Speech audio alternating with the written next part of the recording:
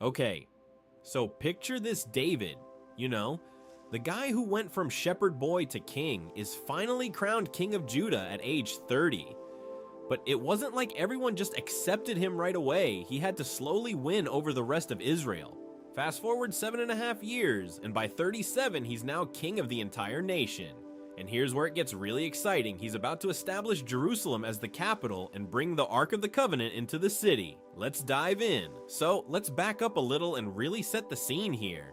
David, at age 30, is crowned king of Judah. Now, it's not like he automatically became king over all of Israel overnight. There's a bit of a story here, and it's actually kind of fascinating if you think about the politics and the human dynamics at play. After King Saul died, the northern tribes of Israel weren't immediately on board with David's leadership. I mean, it makes sense, right?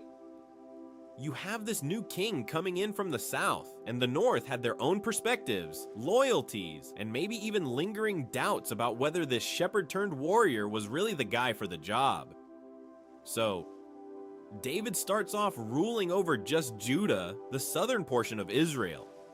And, you know, being a king isn't just about sitting on a throne, it's about winning people over, earning respect, and honestly, proving that you can handle the job.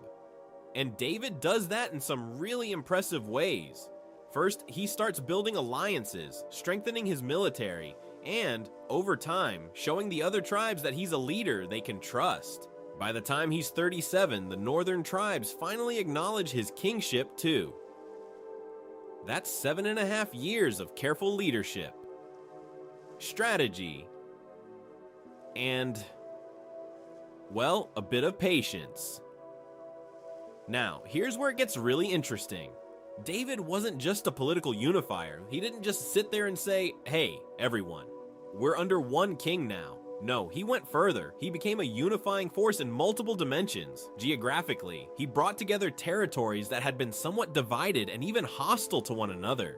Militarily, he organized a capable and loyal army that could defend the nation and also project strength, which was crucial for keeping the peace and deterring any potential uprisings. Spiritually, he centralized worship and placed God at the heart of the nation's identity, which, believe it or not, helped knit the people together in a deeper cultural sense. Financially, he managed resources wisely, ensuring that the new unified kingdom was stable and prosperous. And, of course, politically, he built alliances with neighboring nations so that Israel was not isolated or vulnerable. It's easy to gloss over just how monumental this was. I mean, think about it, the tribes of Israel had a history of rivalry and even conflict among themselves. Here comes David, and over just a few years, he's able to bring these diverse, sometimes hostile groups together under one banner, and not through fear or brute force alone, but through leadership that combines vision, strategy, and, yes, faith. It's kind of like watching someone take a bunch of scattered puzzle pieces and, with patience and skill, fit them all together into a complete picture. And that picture wasn't just for the sake of being unified, it was designed to be strong, stable, and centered on God. One of the key things David does as this unifier is show consistency in his character. People trust a leader who demonstrates integrity, courage, and, perhaps most importantly, humility. David, even though he was a warrior and a king, knew his limitations and sought guidance, particularly in spiritual matters. That combination of being assertive where it counts, yet humble before God, made people rally to him. And here's the thing, it wasn't all smooth sailing. There were challenges, rivalries, and even threats to his life along the way. But David navigated them strategically, often showing restraint where others might have lashed out. This is what made his leadership remarkable. It was both bold and wise. Another aspect of David's unifying influence was his military prowess. You might think of him first as the young guy who defeated Goliath. Right. But by the time he's king, he's an experienced military leader, not just in the sense of winning battles, but also in organizing, training, and deploying troops in a way that builds loyalty and ensures stability. His victories weren't just about expanding territory, they were also about solidifying trust among the people and protecting the fledgling unity of Israel. Each successful campaign reinforced his position and gave the tribes confidence that David could actually hold the nation together. Spiritually, David's influence is equally important. The idea of unification wasn't just political, it was about creating a national identity that had a spiritual core. Israel was, after all, chosen by God, and David understood that their strength and cohesion were tied to their faith. By centralizing worship and honoring God in visible ways, he reinforced a sense of shared purpose and cultural identity. People weren't just following a king, they were participating in a vision that gave them meaning, hope, and a sense of belonging. And that spiritual aspect made the political and military unification far more durable. You can win hearts with force, but you hold hearts with purpose, financially and administratively. David also made strategic moves. A unified nation needed resources managed wisely, trade secured, and alliances maintained. David established systems that ensured the kingdom's wealth supported its defense, religious institutions, and public works. By doing this, he not only strengthened his authority, but also enhanced the daily lives of his people. This kind of leadership shows foresight. He wasn't just concerned with the moment, but with creating a kingdom that could thrive for generations. And, of course, the social and cultural unification matters too. David's reign brought different groups together, merging traditions and creating shared symbols and practices. This helped smooth over tribal rivalries and foster a collective identity. Music, festivals, and even architecture played a role in this, subtly reinforcing the idea that Israel was no longer just a loose collection of tribes, it was a nation with a common identity, a shared history, and a future that was bigger than any one tribe. By the time David becomes king over all Israel at 37, you can imagine the anticipation. People had seen his victories, his faith, and his administrative skill. They knew he could unify the nation and lead it towards something greater. And here's the really exciting part, this was just the beginning. With Israel now under a single leadership, David could focus on establishing a central capital that would serve as a political, spiritual, and cultural heart for the nation. This sets the stage for him to bring the Ark of the Covenant into Jerusalem, which would be a powerful symbol of God's presence leading the nation. In other words, David wasn't just unifying a country, he was laying the foundation for a kingdom with a strong spiritual and cultural identity. It's interesting to pause here and reflect on what makes David's story so compelling. He's not perfect, far from it, but his combination of vision, courage, wisdom, and faith makes him an extraordinary leader. He understands that unification requires more than just military strength or political maneuvering. It requires attention to hearts, to spirit, to resources, and to culture. And in doing all of this, he earns not just loyalty, but also admiration and respect from his people. There's a reason David gets mentioned more than anyone else in the Bible, aside from Jesus. His life is full of lessons about leadership, faith, and human complexity. And here's the thing, David's unification of Israel wasn't just about him or his personal glory. Every decision he made, from consolidating power to organizing the tribes, had a ripple effect. It shaped the identity of Israel as a nation, set patterns for worship and governance, and created a foundation that would last long after his reign. And yet, he did all of this with humility in his approach to God, seeking divine guidance and giving credit where it was due. That balance between human strategy and divine reliance is what made his leadership so effective. So, to sum it up, David starts as king of Judah at 30, gradually wins over the northern tribes, and by 37 becomes king of all Israel. Along the way, he unifies the nation on multiple levels geographically, militarily, spiritually, financially, and culturally. He wins trust through courage, wisdom, and integrity. People follow him because they believe in his vision and his ability to protect and guide them. And by unifying the tribes, David isn't just creating a nation state. He's establishing a kingdom that has a spiritual heartbeat, a sense of purpose, and a future guided by both human strategy and divine presence. And honestly, this sets the stage for some of the most exciting chapters of his reign, including the establishment of Jerusalem as the capital city and the monumental task of bringing the Ark of the Covenant into the heart of Israel. It's a story about leadership, vision, faith, and the messy human process of uniting a people, something that's both historically fascinating and, in some ways, still relatable today. Alright, so now we get to one of the most exciting parts of David's story, taking Jerusalem and making it the capital. So, The city we now know as Jerusalem wasn't always this bustling central hub.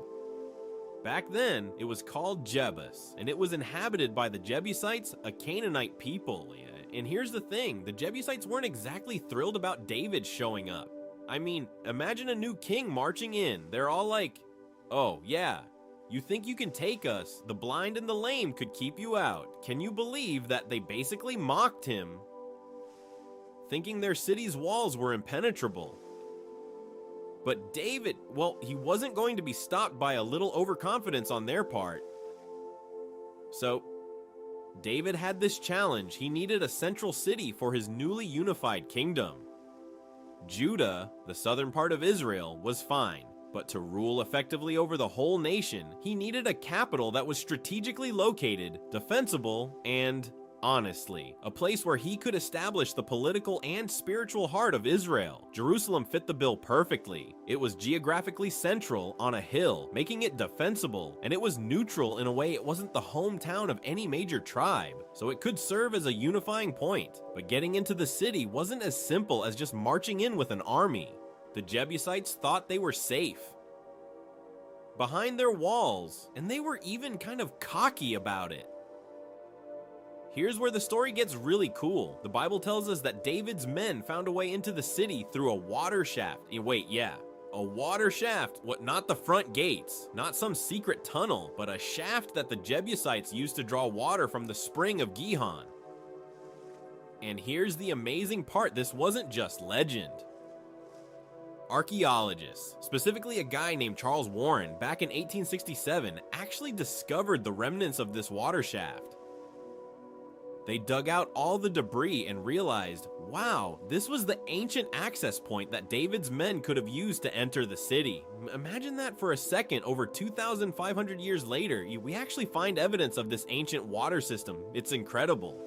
So David's commander, Joab, the guy leading the army, climbs this water shaft. And get this, it's not a tiny little crawl space, it's over 40 feet long, and in some places more than 6 feet wide. You can picture Joab shimmying up this shaft, stretching, squeezing, probably thinking, I hope this works, or we're all in trouble. But he makes it through, and then boom, they open the gate from the inside. David's army pours in, takes the city, and just like that, what seemed impossible becomes reality. That's how David took Jerusalem from the Jebusites, who thought they were untouchable. Once the city is under his control, David renames it. He calls it Yerushalayim, which means the city of peace. And he also calls it the city of David, after himself. Classic move, right? But beyond the name, this city now becomes the political and spiritual center of Israel. Every time the Bible refers to the city of David or Mount Zion, that's Jerusalem we're talking about.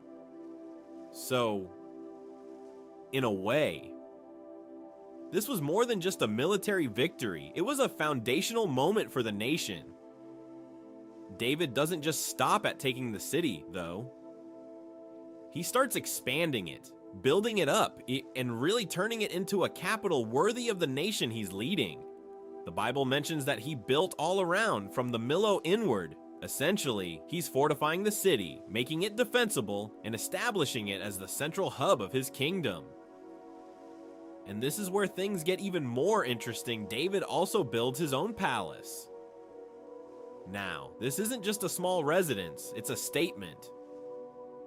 And he doesn't build it alone. He actually gets help from Hiram, the king of Tyre, which is in modern-day Lebanon. Hiram sends cedar trees, skilled carpenters, and masons. So, it's partly stone, partly wood, and beautifully constructed. This palace is more than just a home. It's a symbol that David's reign is established, that God has exalted him, and that Jerusalem is now the heart of the nation. And you know, it's fascinating because this palace and city expansion aren't just about showing off wealth or power, they serve a bigger purpose. By building a strong central capital, David can unify the administration of the kingdom, centralize worship, and even create a place where the Ark of the Covenant will eventually reside. This is where the spiritual and political aspects of Israel converge. David's vision isn't just about ruling, it's about creating a kingdom that's strong, unified, and centered on God. Backtracking a little. The narrative in 2 Samuel gives us a glimpse into the character of David and his army during this conquest. The scripture says that David assigned leadership based on who climbed the water shaft and took the city. So, there's a kind of meritocracy happening here. Joab becomes a chief commander because of his bravery and initiative. It's a fascinating detail because it shows that David valued courage, ingenuity, and loyalty, not just birthright or title. And this approach, by the way, sets the tone for the kind of leadership David fosters in his kingdom: capable, trustworthy, and proactive. As David settles into Jerusalem, the city becomes more than just a military stronghold. It starts evolving into the cultural and spiritual center of Israel. The palace is being built, the city is fortified, and the stage is set for the arrival of the Ark of the Covenant, which will dramatically transform the city into the focal point of Israel's worship and identity. David's planning is both strategic and inspired. He's thinking about defense, administration, and, importantly, the heart and soul of the nation. Now, you might be wondering, what about the Jebusites after this? Well, historically, they were absorbed into the population, but they no longer held power. David's victory and the establishment of Jerusalem as the capital effectively centralized control and created a unified kingdom. And it's not just about conquering a city, it's about creating a center that symbolizes unity, strength, and divine favor. What's really striking about this story is the mix of human strategy and divine orchestration. David didn't just stumble into victory, he planned, he strategized, and he used every advantage, including Joab's daring climb through the water shaft. But there's also the sense that God's favor was at work. The narrative emphasizes that the Lord was with David, guiding him, giving him success, and establishing him as king. It's a blend of courage, cleverness, and faith that makes this conquest so memorable. And then there's the archaeological angle, finding that ancient water shaft centuries later. It's like a tangible connection to this story. It's not just something in a book, it's real, it's physical, and it brings the biblical narrative to life in a new way. You can almost imagine walking through that shaft, feeling the cool stone walls, imagining Joab and his soldiers climbing through, hearts pounding, ready to change the course of history. That's what makes this story so engaging. It's historical, it's human, and it's spiritual all at once. So, after taking the city, expanding it, and building his palace, David has effectively laid the foundation for a unified Israel. Jerusalem becomes the capital, not just because it's strategically located, but because it now symbolizes national unity, spiritual centrality, and political authority. And it's here that we start to see David's vision really coming to life. The city will serve as the hub for worship, governance, and culture, making it the beating heart of Israel. And all of this sets the stage for the next big event, bringing the Ark of the Covenant to Jerusalem, which will elevate the city from a political center to the spiritual heart of the nation. The whole story is also a testament to David's character and leadership. He is bold enough to take on a fortified city, clever enough to use an unconventional strategy, and wise enough to see the long-term value of establishing a central capital. And yet, he's also deeply aware of God's presence and favor in his life. This combination of human skill and divine guidance is what makes David such a compelling figure, and why his story resonates so strongly even today. And think about this for a second. David is now king over all Israel. The tribes are united, and he's got a capital city that's defensible, central, and symbolically powerful. It's not just a political or military victory, it's a cultural, spiritual, and national milestone. Everything he does in Jerusalem, from fortifying the city to building the palace, is a step toward making the kingdom stronger, more cohesive, and more aligned with God's vision for his people. So, in a nutshell, David's capture of Jerusalem is more than just a military conquest. It's a masterclass in leadership, strategy, and vision. He takes a city that seemed untouchable, overcomes the odds with both human ingenuity and divine favor, and transforms it into a central hub for a united nation. And with the city secured, the palace built, and the stage set for the Ark of the Covenant, David is ready to move forward with uniting Israel spiritually, politically, and culturally. This moment is pivotal, not just for his reign, but for the entire history of Israel. It's the point where David shifts from being a regional king to the central figure of a unified nation, and Jerusalem becomes the symbol of that unification, a place of peace, leadership, and divine presence. Okay, so here's where David's story gets a bit messy, and honestly, a lot more human. Up until this point, he's been this brilliant unifier, military genius, and spiritual leader, right? But like all of us, he has his flaws, and one of them shows up in the way he handled his personal life. After moving into Jerusalem and establishing his kingdom, David starts taking more wives and concubines. I mean, he already had a number of them, but now he adds even more. And naturally, more children are born. It's not just a few kids, we're talking a growing household, a complex web of family dynamics, and well, a lot of palace logistics. You can almost imagine the closet space issues alone. Now, the Bible makes it clear that this wasn't God's design. God's command was one man and one woman. Marriage was meant to be a faithful, singular partnership. Plus, there was that specific warning in Deuteronomy 17:17 about kings not multiplying wives because they could turn the heart away from the Lord. And David, he went against that. It's not like God just forgot to mention it. This was premeditated, a clear disregard for the guidelines given to Israel's leaders. So here's the tension. David is a man after God's own heart, celebrated for his victories and faithfulness in many ways, yet he's making choices that directly go against God's instruction. It's such a human moment. Right.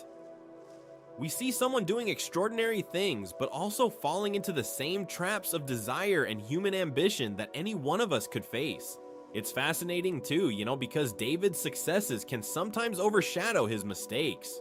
When we read about him, it's easy to think, wow, what a great king. And yes, he was amazing in so many ways, but the story doesn't shy away from showing his missteps. And it's a reminder that even the most godly or gifted people have weaknesses. He wasn't perfect, and the Bible doesn't pretend that he was. It's kind of like reading a really gripping biography. You admire the achievements, but the flaws make the story real, relatable, and sometimes even a little cautionary. And here's the thing, David probably didn't think he was doing something wrong in the moment. I mean, culturally, having multiple wives wasn't unusual for kings at the time, especially in neighboring nations, but God's standard was different. This is where the tension between cultural norms and divine instruction really hits.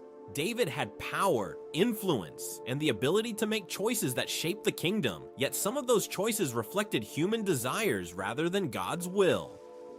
And, that's a tension we all deal with in some form. Even today, what we want versus what we know is right, or the difference between doing something just because everyone else does it versus doing it because it aligns with a higher principle. It's also interesting to think about the ripple effects of David's choices. Taking more wives and concubines didn't just affect him, it created family complications, succession issues, and political challenges down the line. So, these personal decisions weren't in isolation, they had consequences for the nation he was leading. And that's part of what makes his story so compelling. We see how personal flaws can intersect with leadership and responsibility. It's a reminder that even great leaders have to navigate the messy parts of human life and decision making. And yet, despite this, God's mercy and presence remain evident in David's life. He's still the king, still leading Israel, still achieving victories and establishing a kingdom. It's like the story is saying, look, even when you mess up, God can still work through you. That doesn't excuse the choices, but it shows the complexity of leadership, human nature, and divine grace all wrapped together.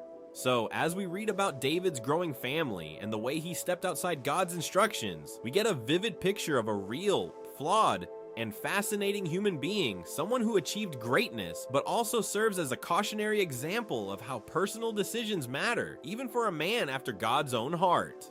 Alright. So after David has established Jerusalem as his capital and really solidified his power, he's still dealing with external threats, specifically the Philistines, who are basically the perennial rivals of Israel. Now, these guys aren't just random raiders, they're organized, powerful, and they've been a thorn in Israel's side for years. And as soon as they hear that David has been anointed king over all Israel, they decide, okay, let's go find him, and they move to confront him. So, David hears about this, and naturally, he doesn't just rush in blindly. He knows the stakes are high, and he wants to make sure he's not stepping out of line or walking into a trap. Here's the really interesting part: David inquires of the Lord before taking any action. Now, back in those days, kings would do this by consulting the priests, who had these special stones called the Urim and Thummim. Basically, one stone would signal yes, the other no. So David would ask a question like, should I go up against the Philistines? And the priest would interpret the stone, letting him know God's will. And honestly, that's pretty fascinating, because it's a very direct, structured way of seeking guidance. It's not just rolling dice or flipping coins, as some people do today and try to claim is spiritual. No, David actually took the time to seek God's direction, and that's a key part of his leadership. So, David asks, Lord, should I attack? And the answer is yes, God is with him. And here's where the action kicks in. David takes his army and goes up against the Philistines at a place called Baal-perazim. And man, this is where the story really comes alive. The text says that the Lord breaks through David's enemies before him like a flood of water, and that's why he names the place Baal-perazim, which means the Lord of breakthroughs. I love that imagery, it's so vivid. Picture it, a flood of victory crashing through the enemy lines, unstoppable. And David seeing God's hand in the midst of the chaos. It's both strategic and spiritual at the same time. And speaking of the enemy, the Philistines weren't just soldiers, they were idolaters. They had these gods, like Dagon, who they worshipped, and they carried images and idols into battle. But David's victory shows that the true God is far superior. The Philistines leave their images behind when they're defeated, and you can't help but notice the irony here. These people are carrying gods they worship. Yet when they're defeated, those gods are left behind, powerless. It's a subtle but powerful statement. The living God is active and present, whereas idols are just objects. After this first victory, the Philistines regroup. They don't learn the first time, apparently. They deploy again, and David, being the wise leader he is, inquires of God once more. This consistency is so important. He doesn't just act on impulse. He seeks guidance every step of the way. And God instructs him on a very specific strategy. Instead of attacking head on, he's told to circle around behind them and come upon them in front of the mulberry trees. And get this, the signal to advance, the rustling of the tops of the trees. The ancient rabbis even say that this rustling represented the movement of God's angelic army. It's not just nature, it's divine orchestration giving David the cue to strike. Can you imagine being there, waiting, tense, and then suddenly hearing the signal? That must have been exhilarating and terrifying. So David waits, listens, and when he hears the rustling, he advances exactly as instructed. The Philistines are driven back from Gibeah to Gezer, and David's victory is complete once again. And what stands out here isn't just military genius, it's his dependence on God. He could have rushed in, relied on his army, his strategy, his own instincts, but he chooses to wait for divine direction. That's the recurring theme with David: courage combined with spiritual sensitivity. It's what sets him apart as a leader. Now, it's also interesting to pause and reflect on the contrast between David and the Philistines. David seeks God and wins through his guidance. The Philistines rely on their idols and are defeated. It's almost like a storytelling device to show the power of obedience and faith versus reliance on objects or rituals without real understanding. And David's victories aren't just about land or power, they're symbolic. They reinforce that God is central to Israel's strength and that seeking his will is integral to success. And here's a fun little aside: the naming of Baal-perazim as the Lord of breakthroughs is, in a way, both literal and metaphorical.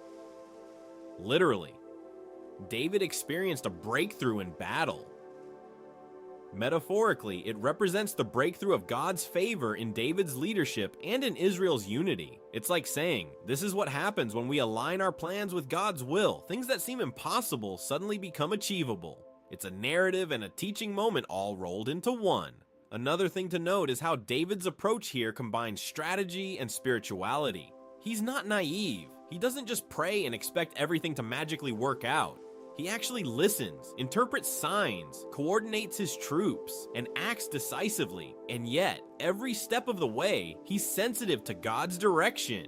This is why these victories stand out. They're not just military wins, they're also testimonies of faith in action. So, in the end, these confrontations with the Philistines highlight several things about David: his prudence in seeking guidance, his boldness in leading an army, his strategic mind, and his deep reliance on God. They also show the contrast between Israel under a God-fearing king and the idolatrous enemies who underestimate the power of the living God. And every victory reinforces the message that when David follows God's lead, incredible things happen, breakthroughs occur, enemies are defeated, and the nation is strengthened.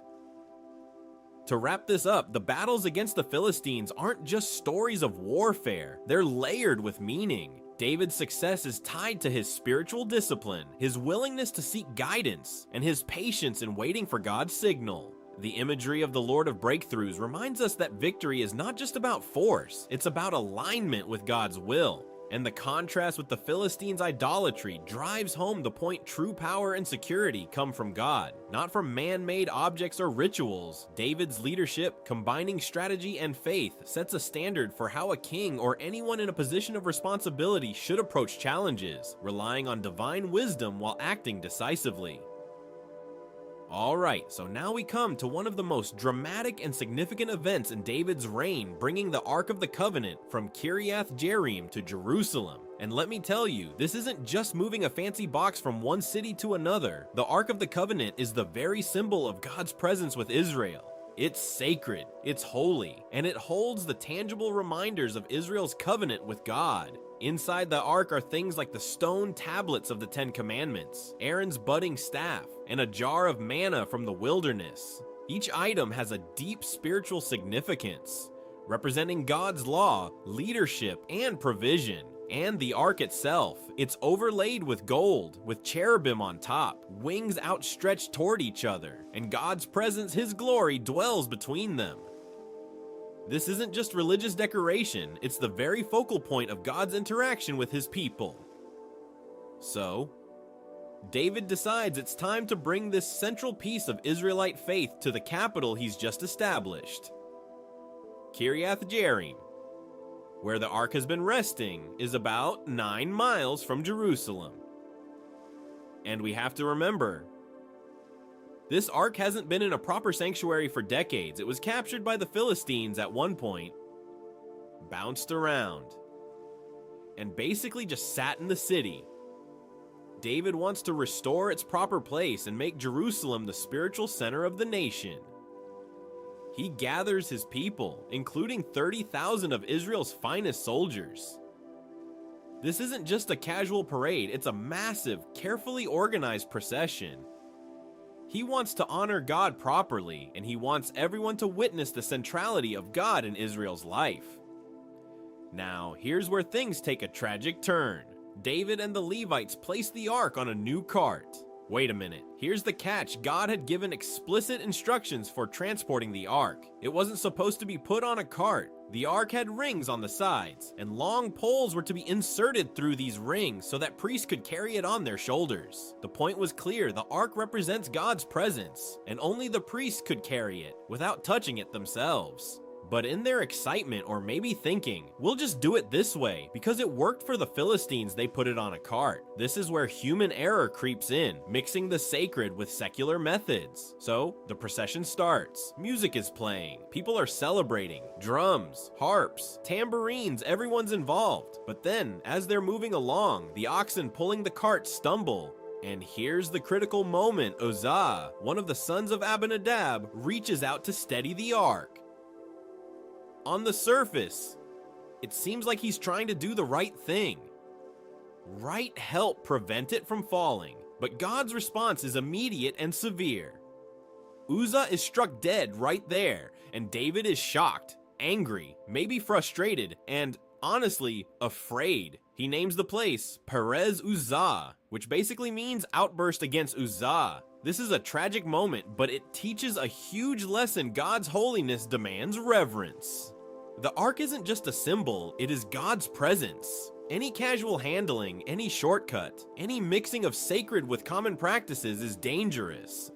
Uzzah knew the rules. He was a Levite, part of the priestly family, but he acted impulsively, and the consequence was deadly. It's a sobering reminder of the seriousness of God's commands. David's reaction is fascinating, too. He's angry, sure, but he's also afraid. This mix of emotion shows his human side. He wants to honor God, but he realizes the enormity of mishandling something so sacred, and so he makes a wise decision. Instead of forcing the ark into Jerusalem immediately, he puts it in the house of Obed-Edom for 3 months. This pause gives him and the people time to reassess, to understand the proper reverence required, and to prepare to handle the ark correctly. It's a correction moment, a lesson in both humility and obedience.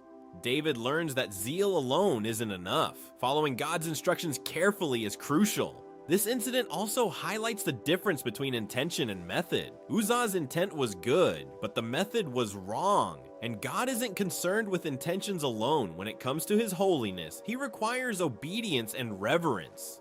It's an important point because it shows that God's rules are designed not to limit us arbitrarily, but to protect us and honor his presence appropriately. Eventually, David and the Levites get it right. They carry the ark with poles on their shoulders. Following God's exact instructions, the priests lead, the ark goes first, and the people follow in proper order. This careful adherence shows a deep respect for God's holiness and establishes a pattern for worship and processions in Israel. It's a moment of learning, of correcting mistakes, and of growing in reverence. Now, let's take a step back and think about the spiritual significance here. This isn't just about moving a box, it's about God being at the center of Israel's life, politics, and identity. By bringing the ark to Jerusalem, David is making a profound statement. God is first, God is supreme, and everything else, political power, military strength, social order, revolves around him. It's a symbolic act that unites the nation spiritually, just as David had done politically and militarily. And it's a reminder to everyone involved and to us reading the story about the need for reverence, obedience, and awe in the presence of the holy. The tragedy of Uzzah also serves as a cautionary tale. It reminds us that even leaders and priests, people who are close to God's work, can make deadly mistakes if they treat sacred things casually.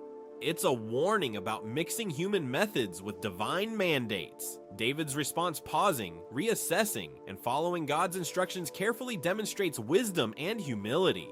He doesn't shrug it off or try to ignore the lesson. He adjusts, respects the process, and ensures that moving forward, the ark is treated properly.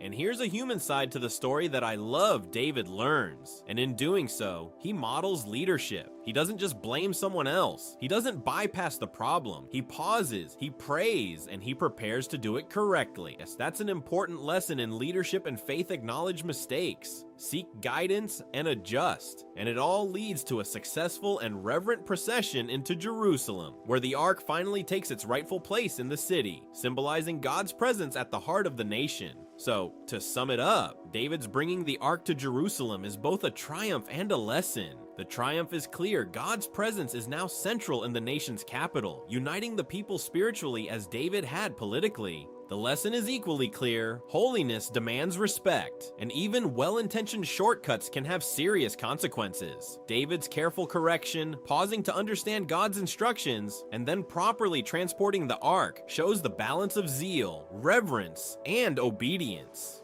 It's a story filled with drama, emotion, and profound spiritual meaning, highlighting both the human and divine elements of leadership, faith, and the centrality of God in Israel's life.